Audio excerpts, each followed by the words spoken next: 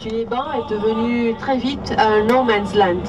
Donc là où personne ne pouvait rentrer, personne ne pouvait vivre à cause des francs-tireurs qui se trouvaient donc tout autour. Donc qui étaient là dans les lignes de démarcation, dans les lignes vertes. Alors voilà, c'est à votre gauche et en face que vous pouvez voir Beyrouth. Alors la place des canons ou la place des martyrs, elle est aussi à votre gauche, là tout de suite. Vous allez pouvoir voir la statue des martyrs. Vous la voyez? Donc là c'est le point noir, voilà, avec les quatre personnages. Alors imaginez-vous, en 1990 il y avait ici des milliers et des milliers d'immeubles, et quand la compagnie privée solidaire avec le gouvernement ont décidé de reprendre la reconstruction du centre-ville, ils ont fait le tri de ces immeubles-là, ils en ont conservé 266. Et à la place de ces immeubles-là, ils en ont refait des autoroutes, de nouvelles voies, et ils ont fait, par exemple, juste regardez à votre droite, à l'arrière, ils ont découvert tout un site archéologique très intéressant qui remonte donc de l'époque romaine jusqu'à l'époque des croisés. D'ailleurs, il y a encore une petite muraille qui s'appelle la mosquée El-Omari, avec donc qui était au fait une ancienne église des croisés dédiés à Saint Jean Baptiste. D'ailleurs, vous pouvez voir le style roman, l'architecture romane de cette église-là avec les trois absides. Bien sûr, l'architecture romane, elle n'a pas ni de clocher ni de minaret. Ça a été rajouté plus tard. Et toute cette partie-là est une partie moderne qui date d'avant les années gauche. Vous allez pouvoir voir la tour de l'horloge. Voilà, ça c'est l'horloge qu'on appelle l'horloge de Abd, de Miguel el Abd. Et juste en face, nous avons donc le Parlement, l'église des Grecs orthodoxes, l'église Saint-Georges. Ici, dans cette rue-là, parce qu'à votre droite, il y a les thermes ou les bains romains, le Grand Sérail, et ce qui était donc l'hôpital militaire de l'époque ottomane, qui est maintenant le centre de reconstruction et de développement de Beyrouth. Voilà, donc demain on va commencer par ici, et vous pouvez entrevoir un peu le sérail en haut de ces escaliers-là.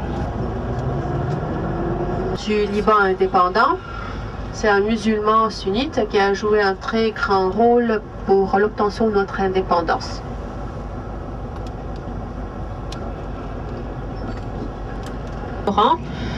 Kona, alors c'est une zone qui est très active, surtout la nuit. Elle est très intéressante à voir. Et là, si vous regardez toujours la gauche, nous avons qui remonte de l'époque romaine jusqu'à l'époque musulmane. Et là, nous avons l'église encore, c'est pour les maronites. C'est une église aussi très impressionnante et très intéressante. Et là, c'est la grande mosquée de Mohammed El Amin. On ne voit que cette mosquée-là qui est très impressionnante et dont les travaux ne sont pas encore achevés. Juste derrière cette mosquée-là, nous avons actuellement la tombe de l'ex-premier ministre, le 14 février 2005, en plein Beyrouth, donc à côté de l'hôtel Saint-Georges. Un cinéma, salle d'exposition, donc il n'en reste presque rien. Donc, ça vous convient? Oui. Parce que là, ça aurait été dommage de le voir à cette heure-ci. On ne va pas vraiment apprécier du tout, on va à la fin courir. Détruit et bombardé.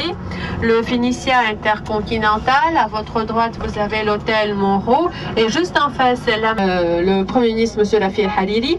Donc notre Premier ministre, l'ex-Premier ministre, M. Rafik El-Hariri, est mort ici même. Donc regardez à votre droite. Alors la façade du Saint-Georges, là c'est dû à l'attentat. Ça n'était pas ça avant. Alors l'attentat avait eu des impacts néfastes sur le bâtiment, pire que les 15 ans de guerre.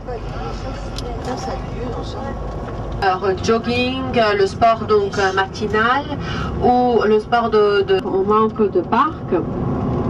Effectivement on compte autour de 0,08 mètres carrés. Vous pouvez voir donc tout ça, c'est l'IUB, c'est l'université américaine de Beyrouth. C'est comme une très grande ville à l'intérieur de Beyrouth et c'est une des universités les plus réputées du pays. La mer était plus vers l'avant, mais avec le temps on a pris sur la mer et maintenant le phare ancien ne fonctionne plus à cause des immeubles qui l'entourent. Il est devenu trop loin donc de la plage. C'est pour ça que ça fait effectivement 1 an et demi où la grotte aux pigeons qui va se trouver donc au fond à droite, avant que nous bifurquons à gauche pour... Non mais il est moins malade qu'il y en a là. Bon, c'est pour ça que voilà. Donc c'est pour ça qu'on appelle cette voie-là.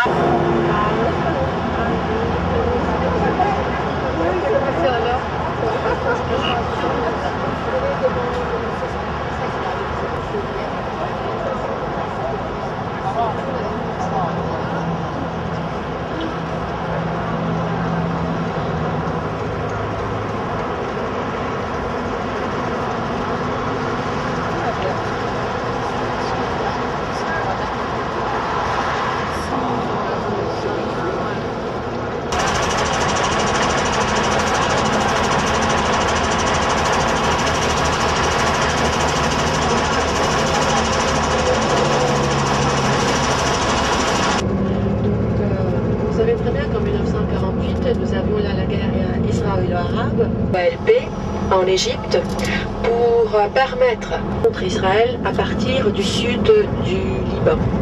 Alors, c'est 74. Donc là, à cette époque-là, surtout les chrétiens étaient contre ce fait que les Palestiniens vont utiliser le sud chez Hamra, Manara, là par le secteur où nous sommes. Les deux factions-là, que Beyrouth était divisée en 2 parties.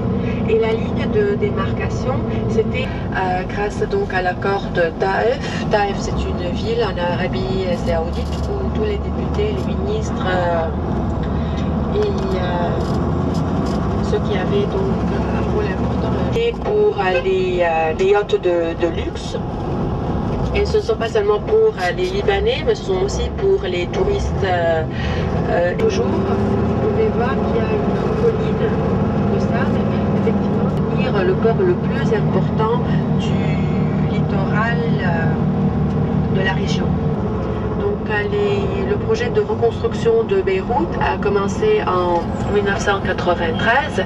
C'est un projet qui s'étale sur 25 ans et on parle du miracle de M. Rafik El-Hariri qui a fait de sorte à nouveau accueillir les visiteurs étrangers et libanais en même temps. Alors est-ce clair pour l'histoire?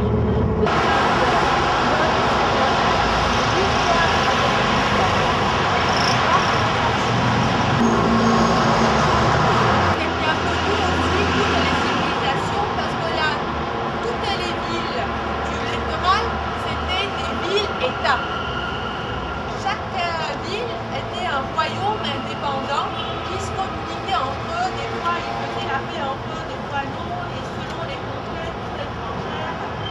Alors, arrivé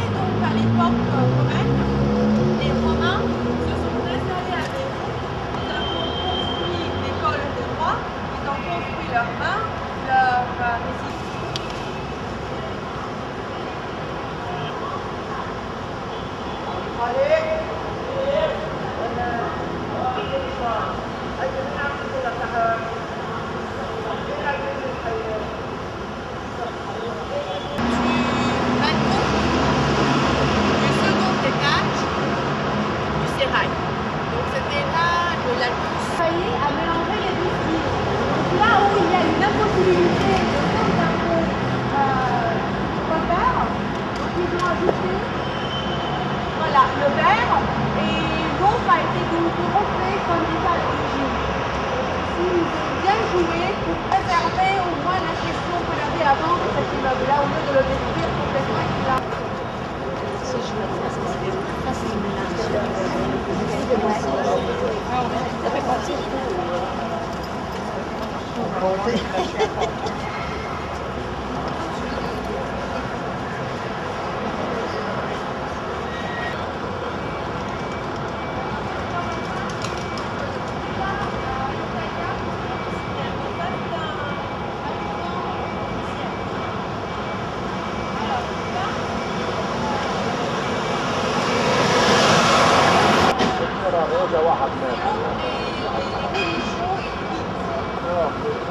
De façon très équitable, proportionnelle à la population.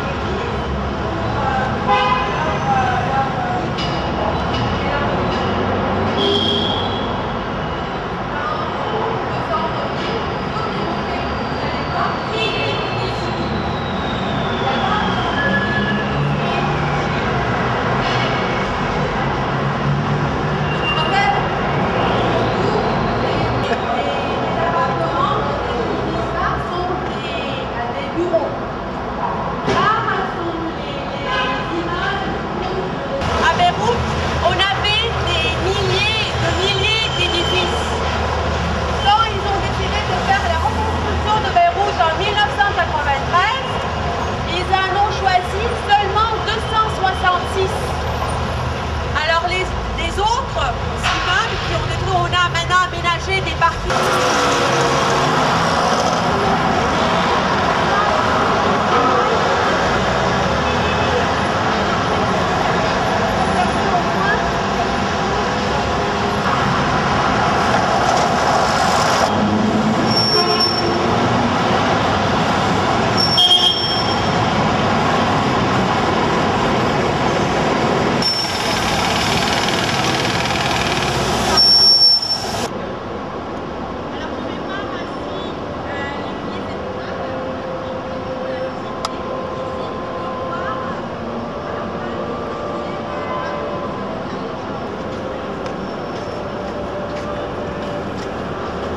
Oui, elle est ouverte.